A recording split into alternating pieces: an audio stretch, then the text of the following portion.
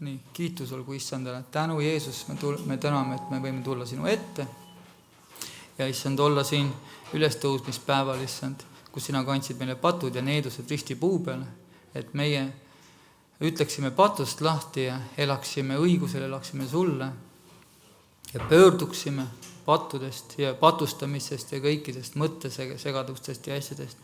Ja me täname, et sina oled selleks väe. Ja ma palun, et sinu püha vaim, Issand, liiguks siin, Issand, puutuks meie südamed, Issand, olgu meie südamed avatud ja me ütleme siin kõik koos. Siin me oleme su sulased kuulamas su häält. Siin me oleme su sulased kuulamas su häält. Siin me oleme su sulased kuulamas su häält. Räägi, Issand, sest su sulane kuuleb, sest su sulane kuuleb. Aamen. Isa, me täname ja kiidame, et me täname, et me võime praegu tulla, Issand, ja sinu püha vaim juhib seda kõike ja kõik, mis me räägime sinu vaimust, las kukub meie südametesse ja kasvatab head vilja. Seda me palume kõike me Issanda Jeesuse Kristuse nimel. Nii nagu, Issand, sinu sõna ütleb, Issand, et saage täis püha vaimu, lauldes salme, hümne ja kiites Issandat. Ja me peame saama täis püha vaimu ja Jumala kartus on tarkuse algus. Ja me anname kohe sõna armsale naisele Viljale Susannale. Tema räägib. Armu ja rahu. Et Kristus on üles tõusnud.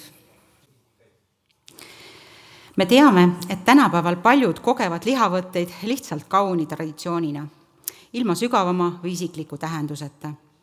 Suurt reedet ei peeta enam pühaks ja tõsiseks mälestuspäevaks, vaid nii-öelda esimeseks vabaks päevaks kalendri järgi. Ülestõusmine jääb jänkudele, tibudele, munadele. Aga vaatame, Piibli järgi on teatud asjad siiski kindlalt aset leidnud ja neil on ajaloolised tõendid.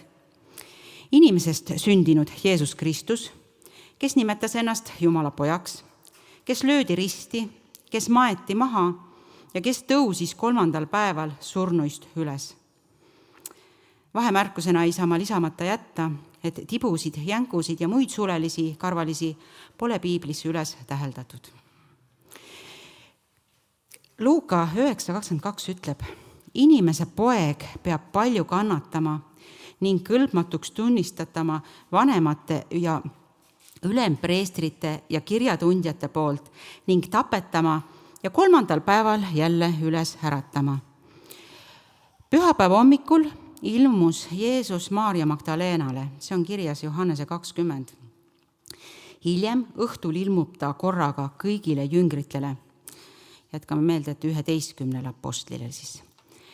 Paneme tähele 3 asja. Uksed olid lukus, jüngrid on hirmunud ja Jeesus tuleb nende juurde ning seisab nende keskel. Vaatame läbi nende faktide, kuidas üles tõusnud Kristus meiega suhtleb. Jeesus ei pidanud koputama, ta ei pidanud isegi ust avama, ta lihtsalt oli seal. Ja ta polnud kummitus. Vaadake salmi 20, ta näitas neile oma käsi ja külge. Teises kohas ütles ta, puudutage mind ja vaadake, sest vaimul ei ole liha ega luid, nõnda nagu te näete minul olevat. See on Luuka 24.39. Ta oli lihtsalt seal, hoolimata suletud ukstest. See tähendab, et täna sinu elus saab Jeesus minna sinna, kuhu keegi teine ei saa minna.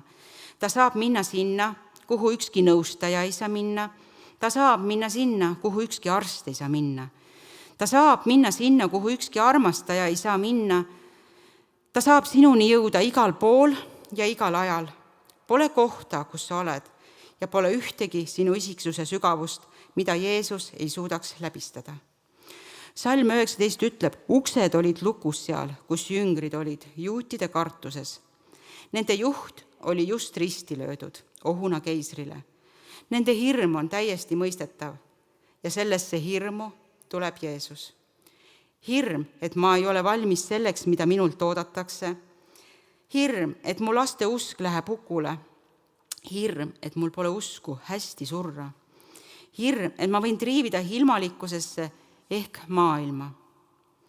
Ja see, mida Jeesus selle teoga ütleb, on: ma tulen omade juurde, kui nad kardavad. Ma ei oota, kuni nad end kokku võtavad. Ma ei oota, kuni neil on piisavalt usku, et hirmust üle saada. Ma tulen, et aidata neil saada piisavalt usku hirmust üle saada. Üles tõusnud elav Jeesus teeb seda ikka veel. Ta tuleb, kui me oma hirmus tema poole hüüame. Ta aitab meid. Ma olen ise 1000 kordi hüüdnud: Jeesus, palun aita mind. Ja ta on tulnud ligi. Ära karda, mina olen sinuga. Ära ole kohkunud, mina olen sinu Jumal. Mina aitan sind. Seda kinnitab ka Jesaja 41:10. Ta teeb seda ka meie heaks, meie kõigi heaks, kui sa võtad ta oma ellu vastu sellisena, nagu ta tegelikult on. Jeesus tuleb nende jüngrite juurde ja seisab nende keskel. Salm 19. Kui jüngrid olid koos uksed lukus juutide kartuses, tuli Jeesus ja seisis nende keskel. Asi on selles, et ta tuli otse nende koosoleku keskele. Ta ei mänginud nende usuga, ta tahtis, et nad teda näeksid ja tunneksid teda ning usuksid temasse ja armastaksid teda. Seda ta sulle täna tahab. Et ta tuleks sinu ellu sinna, kuhu keegi teine ei pääse, et ta aitaks sind sinu hirmus nii, nagu keegi teine sind aidata ei saa, ja et ta tuleks sinu juurde, su lähedale, mitte kaugelt kutsudes, vaid otse sinu keskele. Nii käitubki ta üles tõusnud elava Kristusena. Mida ta nüüd ütleb, Jeesus? Ja need 3 asja osutuvad 3 anniks meile: rahuand, väeand ja eesmärgi and. Rahu vastand on konflikt, võimu vastand on nõrkus, eesmärgi vastand on sihitus. Paljud elud on rikutud konflikti, nõrkuse ja sihituse tõttu. Jeesus ei tulnud maailma ja surnud ning uuesti üles tõusnud, et teie elu ära rikkuda. Ta tuli selleks, et seda päästa. Ja me näeme, ta päästab meid meie elu rikkumast, saades ise meie rahuks, väeks ja eesmärgiks. Jah, kui Jeesus suri, tegi ta seda, mida oli vaja teha. Kolosslaste 1:19-20 ütleb, et ühel päeval Jumala ajal heidetaks kogu kurjuse äärmise pimeduse alla ja kogu uus loodu oleks täis rahu ja õiglust. Tema valitsuse kasvul ja rahul ei ole otsa õigusega sellest ajast peale ja igavesti, lõpetab Jesaja 9:7. Rahu Jeesusega, rahu Jumalisaga, rahu teistega Kristuses, rahu iseendaga ja rahu maailmaga. See oli hämmastav saavutus. Salmides 21-22 Jeesus ütleb neile taas: rahu olgu teiega. Nõnda, nagu isa on läkitanud minu, nõnda läkitan mina teid. See oli nüüd eesmärk meile. Ja kui ta seda oli teinud, puhus ta nende peale ja ütles: võtke vastu püha vaim. Nii me saime väe. Aga te saate väe, kui püha vaim tuleb teie peale, Apostlite teod 1:8. Püha vaimu töö, mille Jeesus annab, on see, et ta teeb meid võimeliseks tegema seda, mida me lihtsalt ise teha ei suuda. Tema annab meile väe. Üles tõusnud, elav Jeesus on tulnud meie juurde. Ta on saatnud meile püha vaimu, oma vaimu. Ta on hinganud meie peale. Jeesus tuleb meie juurde ja annab meile oma rahu Jumalaga. Seejärel annab ta meile väe teha asju, mida tavalised inimesed ei suuda. Näiteks võita oma isekust, armastada teisi inimesi ja pidada Kristust ennekõike kalliks. Ja seejärel annab ta selle rahu ja väega meile meie eksistentsi keskse eesmärgi. Nii nagu isa on läkitanud minu, nii läkitan mina teid. Ma saadan teid levitama oma rahu, valgust, tõde ja elu selles maailmas. Ja kui Salm 23 teid hämmastab, siis on siin see, mida ma arvan selle tähenduseks. See on hea viis seda lõpetada. Jeesus ütleb jüngritele: kellele te iganes need patud andeks annate, neile on need andeks antud, kellele te patud kinnitate, neile on need kinnitatud. Johannes 9:41 ütleb ka. Jeesus ütleb neile: kui te oleksite pimedad, ei oleks teil pattu, pattu, aga et te nüüd ütlete, meie näeme, siis jääb patt teile. Ta võib mõelda seda järgmiselt. Kui te räägite inimestele sellest, mida Jeesus on teinud, rääkides tema sõna, tema tööst vaimuväes, siis püha vaim on see, kes räägib teie kaudu. Nii et kui keegi usub teie sõna, siis annab Jeesus talle patud andeks. Ja kui keegi ei usu teie sõnu, siis ka Jeesus ei andesta talle, ehk kinnitab ta patud. Kristuse saadikuna pean kutsuma teid üles leppima Jumalaga.